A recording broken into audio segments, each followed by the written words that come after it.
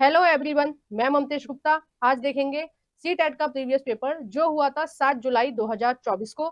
इस पेपर का हमने 2 पार्ट पहले कंप्लीट कर लिया है। अगर अभी तक आपने नहीं देखा है तो इसी वीडियो के डिस्क्रिप्शन में मैंने प्लेलिस्ट की लिंक डाली हुई है। आप उस लिंक पर क्लिक कर इसके 2 पार्ट भी देख सकते हैं। और 2014 से 2024 तक अभी तक जितने भी सी टेट के एग्जाम हुए हैं वो सभी प्रीवियस पेपर आपको उसी प्लेलिस्ट में मिलेंगे। तो आप उस प्लेलिस्ट पर क्लिक कर बाकी सारी पेपर देख सकते हैं। और हर वीडियो के थंबनेल पे लिखा है कि वो जो पेपर है वो कौन सी ईयर का है। ठीक है, तो आपको जिस भी ईयर का पेपर देखना हो आप थंबनेल के हिसाब से देख लेना।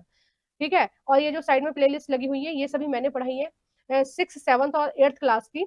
एनसीईआरटी के अलावा आपके एग्जाम में कुछ भी नहीं पूछा जाता है। तो आपको ये तीनों बुक अच्छे से रेडी कर लेनी है। उसके लिए आप मेरी वीडियोस की हेल्प ले सकते हो जो आप स्क्रीन पर देख रहे हो। और पहले मैंने किसी चैप्टर को कराया है, उसके बाद उसके एमसीक्यू कराए, तो आपको एमसीक्यू या थ्योरी जो भी देखना है आप मेरा चैनल ओपन कर प्लेलिस्ट वाले ऑप्शन पर क्लिक कर देख सकते हैं। आइए शुरू करते हैं। देखिए, हमने 50 तक कर लिया था पिछले पार्ट में। आज हम देखेंगे 51 से। निम्नलिखित में से कौन सा कथन 12वीं सदी की मंदिर निर्माण में प्रयुक्त शिल्प विज्ञान तकनीकी के विकास के बारे में सही है। ठीक है, 12वीं सदी में जो मंदिरों का निर्माण हो रहा था उसके विषय में कौन सा जो कथन है वो सही है।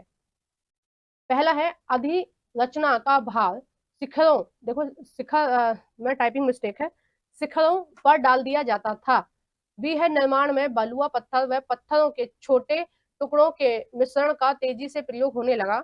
और नेक्स्ट है इसमें, अच्छा 2 कथन ये दे रखे हैं तो आपको बताना है 2 कथन में से कौन सा कथन सही है। अब देखिए, सही विकल्प का आपको चयन करना है। पहला है आपका ए और बी दोनों सही है। दूसरा है आपका ए और बी दोनों सही नहीं है। तो इसका जो सही आंसर हो जाएगा वो हो जाएगा दूसरा ही, ए और बी दोनों सही नहीं है। और ये जो आया है आपका 7th क्लास की हिस्ट्री एनसीईआरटी से आया है, चैप्टर नंबर 3 से, ये वाला क्वेश्चन।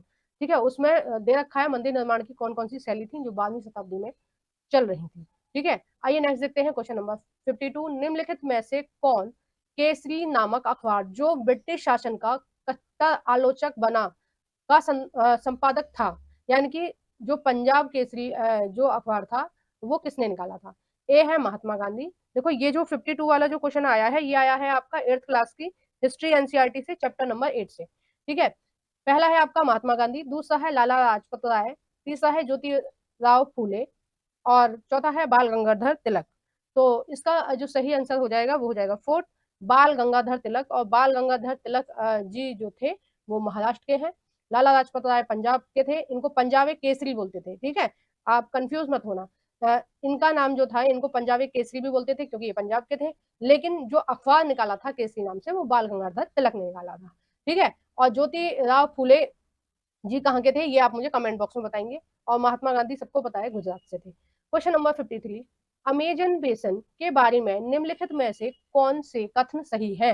अमेजन बेसन का जो क्वेश्चन आया है ये आया है आपका 7th क्लास की ज्योग्राफी एनसीईआरटी से, चैप्टर नंबर 6 से आया है। ठीक है, उसमें अमेजन बेसन के बारे में भी दे रखा है और गंगा ब्रह्मपुत्र बेसन के बारे में भी दे रखा है। बहुत इंपॉर्टेंट चैप्टर है। ए है पूरे वर्ष यहाँ गर्म और नम जलवायु रहती है। बी है यहाँ लोग कर्तन व दहन कृषि करते हैं। देखो, कर्तन और दहन कृषि के कई सारे नाम होते हैं। शैल वन एग्रीकल्चर भी बोलते हैं इसको, कर्तन दहन भी बोलते हैं, स्थानांतरित कृषि भी बोलते हैं। ठीक है, बहुत सारे नाम होते हैं इसके। तो सी है ऑप्शन, लोग मुख्यतः धान उगाते हैं। डी है बेसन में कई स्थानों तक पहुंचने के लिए हवाई जहाजों तथा हेलीकॉप्टरों का भी प्रयोग किया जाता है। तो इसका सही आंसर देखते हैं। सही विकल्प का चयन करें। पहला है केवल ए सी डी सही है, दूसरा है ए बी डी सही है, तीसरा है ए बी सी सही है, चौथा है बी सी डी सही है। तो 53 का जो आपका सही आंसर हो जाएगा वो हो जाएगा दूसरा। ठीक है, ए बी डी सही है, सी गलत है। अब सी क्यों गलत है वो मैं आपको बताती हूँ कि यहाँ पर धान की खेती नहीं होती है। ठीक है, ये इसलिए गलत है। यहाँ मुख्यतः किसकी खेती होती है, मक्का की खेती होती है। अमेजन बेसन में कॉफी की खेती होती है, कोक की खेती होती है और कसावा की। ठीक है, मैं एक बार दोबारा रिपीट कर देती हूँ, मक्का, कॉफी, कोक, कसावा की खेती यहाँ पर होती है अमेजन बेसन में।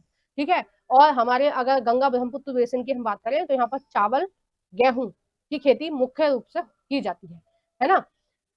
आइए नेक्स्ट देखते हैं क्वेश्चन नंबर 54। भारत के भौतिक मानचित्र में यदि आपको दक्कन के पठार को पहचानना है तो यह किस रंग से दिखाया गया होगा। देखो ये जो मैप है, आपको जो भौतिक मैप है, भौतिक मैप का मतलब होता है जिस मैप में आपको पहाड़ पर्वत दिखाए जाते हैं, ठीक है, उसको बोलते हैं भौतिक मैप। और नदियां दिखाई जाती हैं, उसमें स्टेट नहीं दिखाई जाएंगे, ठीक है, कोई भी स्टेट नहीं दिखाया जाएगा, भारत का पूरा मैप होगा। उस मैप में केवल और केवल भौगोलिक चीजें दिखाई जाएंगी। भौगोलिक चीजों से मतलब है कि उसमें पहाड़ पर्वत नदियां ये सब दिखाई जाती हैं, जो भगवान ने प्राकृतिक रूप से बनाई है, मतलब एक तरह से प्रकृति वाला उसका चित्र दिखाया जाता है, ठीक है, मानचित्र में, भौतिक मानचित्र में। तो जो दक्कन का पठार है उसको कैसे कैसे रंग से दिखाया जाता है हमारे मानचित्र में, ठीक है। पहला है हरे रंग से दिखाया जाता है, दूसरा है पीला रंग, तीसरा है नारंगी रंग, चौथा है भूरा रंग। तो इसका जो सही आंसर हो जाएगा वो हो जाएगा दूसरा, पीला रंग, ठीक है। किस रंग से दिखाया जाता है? पीले रंग से दिखाया जाता है। और ये मैं आपको बता देती हूँ कौन सी एनसीईआरटी से आया है।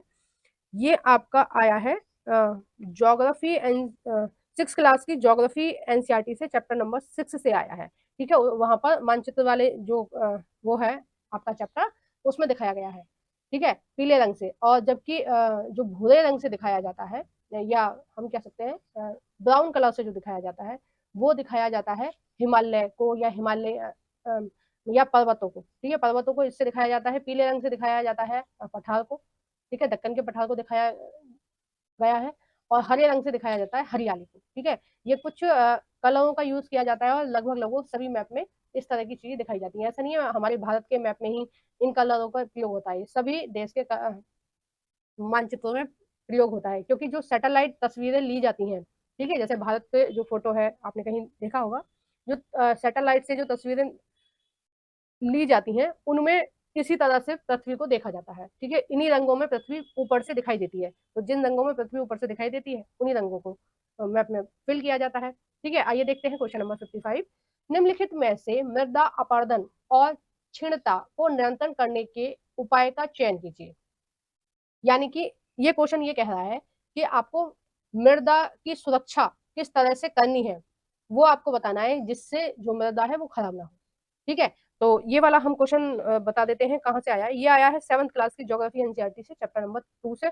और बहुत इंपॉर्टेंट है, मृदा के बारे में ही है पूरा, कि किस तरह से हमें संरक्षण करना है मिट्टी का, ठीक है। इसके बारे में डिटेल में चीजें दी हुई है।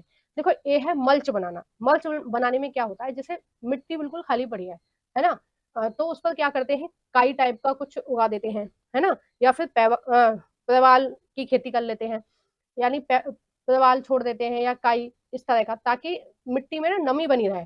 जब मिट्टी में नमी बनी रहेगी, पौधे क्या करते हैं, कुछ तो अपनी जड़ों से नमी खींचते हैं, कुछ वातावरण से भी खींचते हैं नमी, ठीक है। तो जहां पौधे होंगे वहां की जो मिट्टी है उसमें नमी रहती है हमेशा, तो उससे क्या होगा, जो मिट्टी है वो बारिश के पानी से बहेगी नहीं, हवा के कणों से धूल बन के उड़ेगी नहीं, तो ये फायदा है। बी है अति चराई, यानी कि मृदा अपरदन के लिए हम ये कर सकते हैं, मिट्टी को कटने से रोकने के लिए हम क्या कर सकते हैं कि ज्यादा से ज्यादा चराई करें, चराई कराएं। चराई का मतलब है कि जो हमारे जानवर हैं उनको खुला छोड़ दें और उनको कह दें आपको जितने भी मैदान खाली करने हैं, घास खानी है आप खा सकते हो, ठीक है। सी है वेदिका फॉर्म। वेदिका फॉर्म है कि जो पहाड़ों पर जो खेती की जाती है, देखो मेनली ये जो चीजें हैं ये पहाड़ों के लिए है ज्यादातर, ठीक है। क्योंकि मिट्टी का जो अपरदन होता है वो सबसे ज्यादा पहाड़ों का ही होता है ना। जो प्लेन एरिया होता है उसमें कम होता है पहाड़ों के मुकाबले। तो वेदिका फॉर्म का मतलब है कि जो खेती की जाए वो ऐसे क्यारियां बना बना के की जाए, ठीक है। जैसे ये पहाड़ है मान लो, देखिए इस तरह से, देखो ये एक पहले पहाड़ है, ठीक है, और उसको कैसे किया है, ऐसे सीढ़ियां बना दी हैं और इन सीढ़ियों पर खेती की जाती है। आप देख सकते हैं एनसीईआरटी में पूरा चित्र दिया हुआ है किस तरह से खेती की जाती है। नेक्स्ट है बीज की फसल उगाना, ठीक है, यानी बीज की मतलब कि खेत को खाली नहीं छोड़ना चाहिए, कुछ ना कुछ उसमें उगाना ही होगा। तो 55 का जो सही आंसर हो जाएगा वो हो जाएगा 4, A C D सही है, ठीक है। बी वाला गलत है, क्योंकि हमें अगर हम बहुत ज्यादा चरने के लिए जो जमीन है उसको, उस पर बकरी है या गाय है या भैंस है, जो भी चराई वाले पशु होते हैं जो चारा खाते हैं, जो घास खाते हैं, उनको अगर हम छोड़ देंगे और वो एक तरफ से पूरी घास को खा लेंगे तो क्या हो जाएगा, घास जो है वो पूरी तरह से खत्म हो जाएगी और वहां से मिट्टी का कटाव शुरू हो जाएगा। देखो, मृदा अपरदन का मुख्य रूप से जो कारण है, मुख्य रूप से ये कारण है कि मृदा खाली है। ठीक है, अगर उस पर पौधे होंगे तो मृदा को कोई नुकसान नहीं होगा, वो और अच्छी होती चली जाएगी। लेकिन अगर मृदा खाली है, वहां पर कुछ भी चीज नहीं उगाई जा रही है, तो वो मृदा का क्या हो जाएगा, अपरदन हो जाएगा, यानी कि मृदा खराब होने लगेगी धीरे धीरे। ठीक है, आइए नेक्स्ट देखते हैं क्वेश्चन नंबर 56। विविधता में एकता मुहावरा किसने दिया? देखो, ये जो क्वेश्चन है 56 वाला, ये आया है आपके 6 क्लास की पॉलिटिकल साइंस एनसीईआरटी से, चैप्टर नंबर 1 से। ठीक है, विविधता में एकता का मुहावरा किसने दिया है? ए है सुभाष चंद्र बोस जी ने, दूसरा है आपका सरदार वल्लभ भाई पटेल ने, तीसरा है पंडित जवाहरलाल नेहरू ने, डी है चौथा है मोहनदास करमचंद गांधी ने। तो इसका जो सही आंसर हो जाएगा वो हो जाएगा आपका तीसरा, पंडित जवाहरलाल नेहरू ने मुहावरा दिया था विविधता में एकता। ठीक है, और ये मैंने आपको बता दिया, पॉलिटिकल साइंस एनसीईआरटी से आया 6 क्लास की, चैप्टर नंबर 1 से। क्वेश्चन नंबर 57, ए और बी कथनों पर सर्वोच्चता के संदर्भ में विचार कीजिए और सही उत्तर का चयन कीजिए। देखो, ये जो क्वेश्चन है आपका 57 वाला, ये आया है आपका 8th क्लास की हिस्ट्री एनसीईआरटी से, चैप्टर नंबर 2 से। इसमें सर्वोच्चता के बारे में दे रखा है। अब देखते हैं कौन सा कथन सही है, उसके बाद में बताऊंगी कि सर्वोच्चता का मतलब क्या है। कथन है ए, कंपनी ने दावा किया कि उसका अधिकार सर्वोच्च नहीं था। ठीक है, बी है, अपने हितों की रक्षा के लिए वह भारतीय रियासतों का अधिग्रहण करने या उनको अधिग्रहण की धमकी देने का अधिकार कंपनी अपने पास मानती थी। तो सही विकल्प का हमें चयन करना है 57 का। तो इसका जो सही विकल्प हो जाएगा वो हो जाएगा दूसरा, ए गलत है लेकिन बी सही है। ठीक है, अब हम देखेंगे कि सर्वोच्चता का संदर्भ क्या है, मतलब सर्वोच्चता क्या थी। कंपनी ने सर्वोच्चता की नीति अपनाई जिससे वो चाहते थे कि भारतीयों के माइंड में, भारतीयों के दिमाग में ये चीज डाल दी जाए कि जो कंपनी का शासन है वो अच्छा है और जो भारतीयों का शासन है वो गलत है। मतलब राजा महाराजा जो उस समय अवध के नवाब शासन कर रहे थे, अवध से कैसे उन्होंने रियासत छीनी थी, यही कहकर छीनी थी ना कि अवध का जो शासक है वो ठीक से शासन नहीं कर रहा है, इसलिए हम छीन रहे हैं। ठीक है, और इस बात को जनता भी समझ रही थी कि उन्होंने गलत तरीके से शासन छीन रहे हैं वो अवध का। ठीक है, जनता को कोई भी मतलब कोई शिकायत नहीं थी अवध के नवाब से, लेकिन जानबूझ के इन्होंने अंग्रेजों ने छीन लिया। किस व्याप पर छीना था कि वो ये बता रहे थे कि अवध का जो नवाब है वो ठीक से शासन नहीं कर रहा है, उसका शासन अच्छा नहीं है, और जो अंग्रेज है उनका शासन अच्छा है, और अगर वो शासन करेंगे तो देश की ज्यादा तरक्की होगी। ठीक है, इसी नीति के अनुसार जो मैकाले की शिक्षा नीति आई थी, आपने पढ़ा होगा मैकाले के बारे में बीएड में, तो उसमें क्या बताया गया, मैकाले ने क्या बोला, मैकाले ने बोला कि हमें ऐसे शिक्षित भारतीयों की जरूरत है जो शकल से भारतीय हो लेकिन अकल से वो पूरी तरह से अंग्रेज हो। ठीक है, ब्रिटिश हो। इसका मतलब ये है कि भारतीयों के इतिहास को पढ़ाओ मत, उनको बताओ मत वेदों के बारे में, शास्त्रों के बारे में, उनको बताओ कि सेंट स्टीफन के बारे में या न्यूटन के बारे में, उनको जो पढ़ाया जाए, उनको पढ़ाया जाए वेस्टर्न कल्चर, और ये बताया जाए कि जो वेस्टर्न कल्चर है, ठीक है, जो अंग्रेजों का साहित्य है वो ज्यादा अच्छा है, और हिंदुओं का जो साहित्य है, जो पुराना साहित्य है हिंदुओं का, वो बेकार है। ठीक है, प्राचीन भारत का जो इतिहास है वो बिल्कुल बेकार है, वो नहीं पढ़ना है, और वो पूरी तरह से अंधविश्वास, कर्मकांड और धार्मिक चीजों से भरा है जिसका कोई यूज नहीं है। जबकि जो यूरोप का साहित्य है वो ज्यादा अच्छा है, वो आपको पढ़ना है, उससे आपको ज्यादा लाभ मिलेगा, उसे पढ़ने से ही आपको नौकरी मिलेगी। तो ये मानसिकता हमारे अंदर डाल दी गई, और कहीं ना कहीं इस चीज में जो अंग्रेज थे वो सफल रहे। जो मानसिकता आज भी है लोगों के दिमाग में कि जो इंग्लिश मीडियम में पढ़ रहे हैं बच्चे वो ज्यादा इंटेलिजेंट है, ठीक है, सबके दिमाग में यही है, और जो इंग्लिश बोलना जानता है उसको ज्यादा नॉलेज है, जो हिंदी बोल रहा है उसको कम नॉलेज है। ये जो मानसिकता है ये कहाँ से आई, ये सर्वोच्चता की नीति से आई। और सोचो 100-200 साल पुरानी उन्होंने ये नीति चलाई थी, और अभी तक तुम लोगों के दिमाग से ये निकली नहीं है। ठीक है, तो कितनी अच्छी उन्होंने नीति अपनाई थी कि भारतीयों के दिमाग में अब भी ऐसा है कि जो अंग्रेजी पढ़ रहा है वो अच्छा है, ठीक है, वो इंटेलिजेंट है, और जो हिंदी या संस्कृत जान रहा है, मराठी जान रहा है, अवधी जान रहा है, वो बेकार है। ठीक है, तमिल तेलुगु उसको आती है वो बेकार है, जो इंग्लिश जान रहा है वो सही है। ठीक है, ये चीज भारतीयों के दिमाग में अब भी है। तो सर्वोच्चता की नीति आप समझ गए ना, सर्वोच्चता की नीति क्या थी कि अंग्रेज अपने आप को प्रूव कर रहे थे कि हम ज्यादा अच्छे हैं, हम ज्यादा अच्छे से शासन करेंगे, हमारा इतिहास अच्छा है, हमारा भूगोल अच्छा है, हमारा सब कुछ अच्छा है। ठीक है, और भारतीयों को ये चीज उन्होंने समझाई कि आप जो जनता है, जनता कंपनी का साथ दे, अपने राजाओं का साथ मत दो, क्योंकि ये आप पर गलत शासन कर रहे हैं, हम आपके साथ अच्छा शासन करेंगे, ठीक है, हमारे साथ रहोगे तो तुम्हारा देश जो है प्रगति करेगा, जबकि ये सारा झूठ था। नेक्स्ट है क्वेश्चन नंबर 58, लद्दाख के बारे में दिए गए निम्न कथनों पर विचार कीजिए तथा सही विकल्प का चयन कीजिए। ए है लद्दाख से होकर बहुत सी नदियां बहती हैं, और ये जो लद्दाख वाला चैप्टर है ना, ये आया है आपका 7th क्लास की ज्योग्राफी एनसीईआरटी से, चैप्टर नंबर 7 से। और ये जो लद्दाख है ये कैसा है, ठंडा रेगिस्तान है। कैसा रेगिस्तान है, ठंडा रेगिस्तान है। जैसे आपने थार का मरुस्थल सुना होगा, थार कैसा है, राजस्थान में गर्म गर्म है, ठीक है, गर्म रेगिस्तान है। और जो लद्दाख है वो ठंडा रेगिस्तान है, क्योंकि लद्दाख में ठंड पड़ती है, ठीक है, और ठंड इतनी ज्यादा पड़ती है कि वहाँ बारिश नहीं हो पाती है, जितनी भी अगर बारिश होगी तो बर्फ के रूप में ही होती है, वो कभी भी पानी के रूप में नहीं होती है, और बर्फ इतनी सख्त वाली बर्फ है कि वो कभी पिघलती ही नहीं है। तो वहां पर क्या है, मरुस्थल है, ठीक है। जहां पर बारिश नहीं होगी वहां पर क्या होगा, मरुस्थल ही हो जाएगा। राजस्थान में भी यही होता है। तो लद्दाख कैसा है, ठंडा रेगिस्तान है, और थार कैसा है, गर्म रेगिस्तान है। अब देखो लद्दाख के बारे में कौन कौन सी चीजें सही है। लद्दाख से होकर बहुत सी नदियां गुजरती हैं, बिल्कुल सही बात है, बहुत सारी नदियां हैं। नेक्स्ट है बी, अधिक ऊंचाई होने के कारण यहाँ की जलवायु अत्यधिक ठंडी है। सी है, हिमालय के छायावृष्टि क्षेत्र में होने के बावजूद यहाँ उच्च बारिश पाई जाती है। डी है, यह क्षेत्र बर्फीली हवाओं एवं तेज चलने वाले ताप का अनुभव करता है। तो 58 का जो सही आंसर हो जाएगा वो हो जाएगा सेकंड, ए बी और डी सही है। अब सी क्यों गलत है वो मैं आपको बताती हूँ। इन्होंने बोला है उच्च वर्षा पाई जाती है, छायावृष्टि है, तो उच्च बारिश का कोई मतलब ही नहीं है। ये बात सही है कि हिमालय का जो क्षेत्र है, जो लद्दाख वाला क्षेत्र है हिमालय का ही तो पार्ट है ना एक, लद्दाख भी, जम्मू कश्मीर भी, उत्तराखंड भी, हमारा सिक्किम भी, अरुणाचल प्रदेश भी, ये किसके पार्ट है, हिमालय के ही पार्ट है। तो छायावृष्टि है, ये बात सही है, लेकिन उच्च बारिश नहीं होती है वहां पर। कैसी होती है, निम्न बारिश होती है, ना के बराबर बारिश होती है, ठीक है। क्वेश्चन नंबर 59, दिए गए निम्नलिखित कथन ए और आर पर विचार कीजिए तथा सही विकल्प का चुनाव कीजिए। कथन है ए, जो स्थान ग्रीनविच के पश्चिम में है उनका समय ग्रीनविच के पीछे रहेगा। आर है, पृथ्वी पूर्व से पश्चिम की ओर चक्कर लगाती है और सूर्य पूर्व दिशा में जल्दी उगता है। तो पहले हम इसको एनसीईआरटी से समझेंगे, ठीक है। आइए खोल लेते हैं हम एनसीईआरटी। देखिए ये जो क्वेश्चन आया है ये आया है आपका 6th क्लास की ज्योग्राफी एनसीईआरटी से, चैप्टर नंबर 2 से। और आइए मैप में देखते हैं इसको।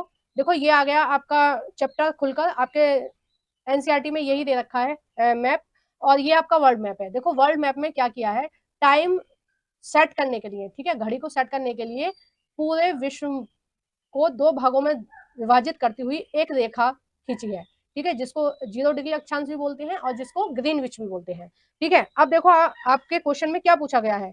ऑप्शन है ए, जो स्थान ग्रीनविच के पश्चिम में है उसका समय ग्रीनविच के पीछे रहेगा, यानी कि जो पश्चिम वाला है उसका समय कैसा रहेगा, पीछे रहेगा, और इधर वाला समय कैसा रहेगा, आगे रहेगा। देखो यहाँ लिखा भी है पीछे आगे, ठीक है।